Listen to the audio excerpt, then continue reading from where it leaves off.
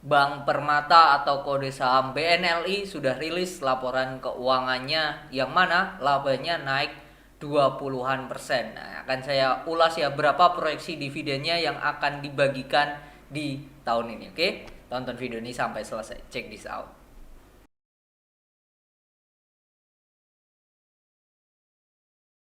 Oke, jadi BNL ini sudah rilis laporan keuangan baru kemarin di 13 Februari jam 9 malam. Saya tag video ini tanggal 14 dan akan saya udarakan langsung tanggal 15-nya.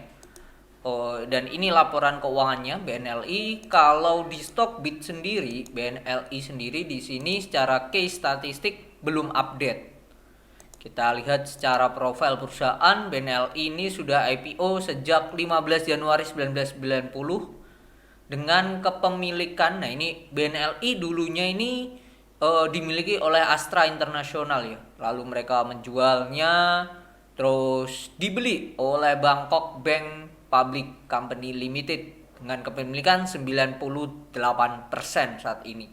Sisanya masyarakat. Nah, kita hitung ya proyeksi di video ini kita akan ulas ya proyeksi dividennya ya, dividennya yang akan dibagikan. Liabilitasnya naik ya, liabilitasnya turun.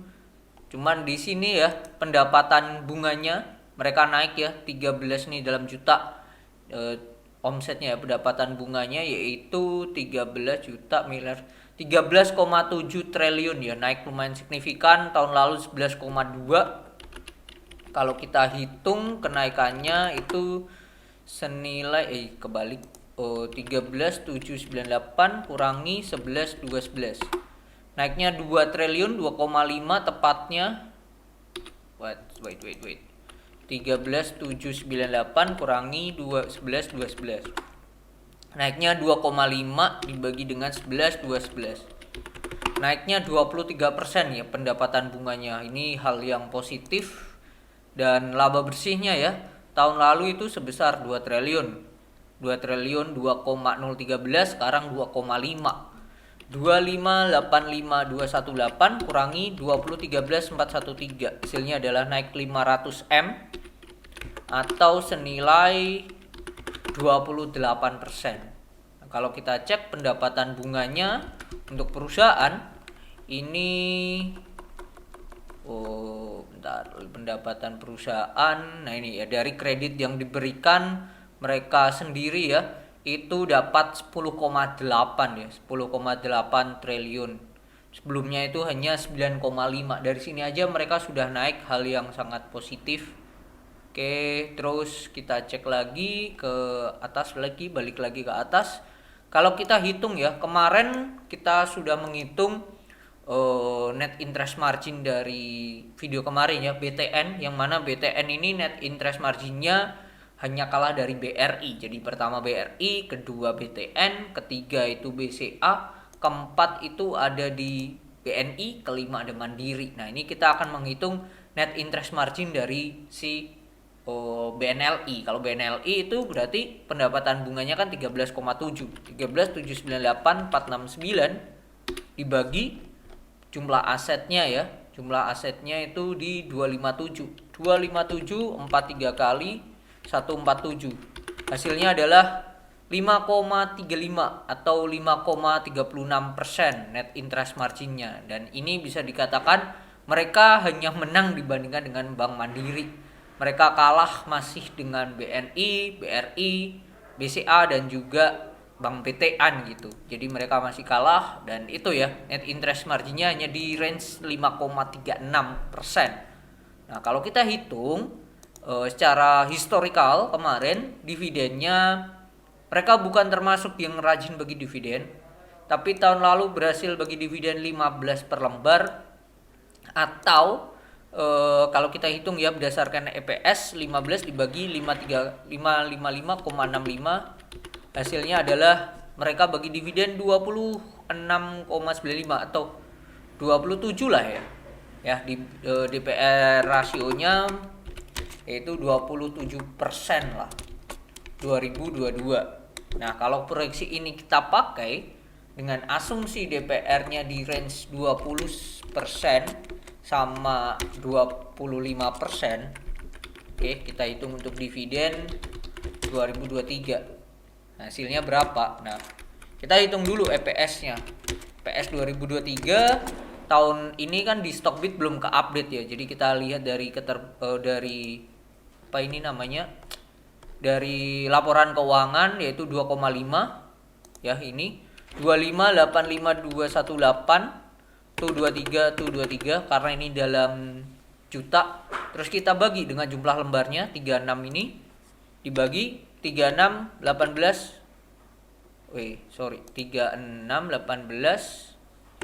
18 tuh 23 45 67.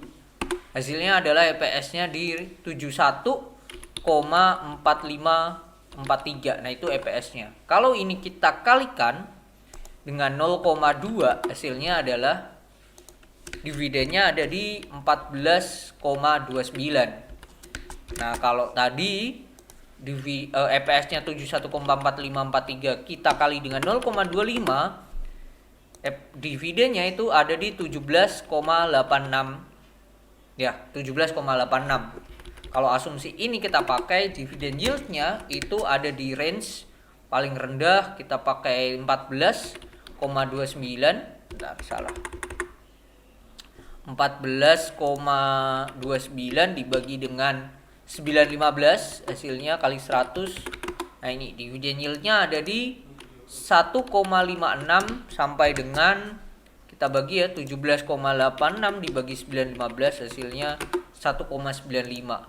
Jadi ini proyeksi dividen yield-nya yaitu di range 1,56 sampai 1,95. Kalau dibandingkan 4 banking ini ditambah dengan BTN, bahkan bisa dikatakan ini yang terburuk ya BNL ini. Cuman yang perlu kita garis bawahi di sini adalah mereka tidak rajin bagi dividen ya. Mereka tidak rajin bagi dividen sejak 1990, mereka hanya bagi dividen itu 4 kali. Jadi kalau nantinya di tahun ini mereka bagi dividen, itu harus kita syukuri, harus kita bisa dikatakan ya syukurilah ya, karena memang secara historikal tidak bagi dividen. Dan kalau pakai rasio yang kemarin dividen 17 ya ini make sense sih, 17,8,86 itu make sense di atas dari tahun lalu.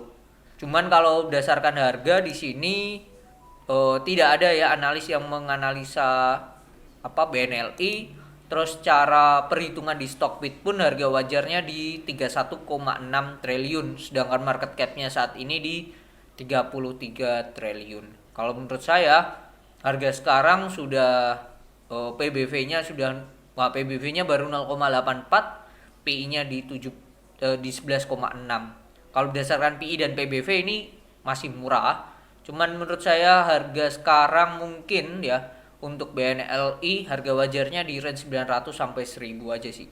Ya, jadi itu mungkin proyeksi dan perhitungan saya untuk BNLI. Semoga bermanfaat. Jika ada view atau insight lain boleh tulis di kolom komentar atau mau request sama apa yang dibahas ya. Oke, mungkin itu video kali ini, semoga bermanfaat. Dan menurut saya BNLI ya kalau disuruh milih ya saya akan lebih better milih banking yang lainnya ya, contoh PTN, BRI, Mandiri, BNI, dan BCA itu lebih bagus ya dibandingkan BNLI. Oke, semoga bermanfaat dan see you on the next video. Bye bye.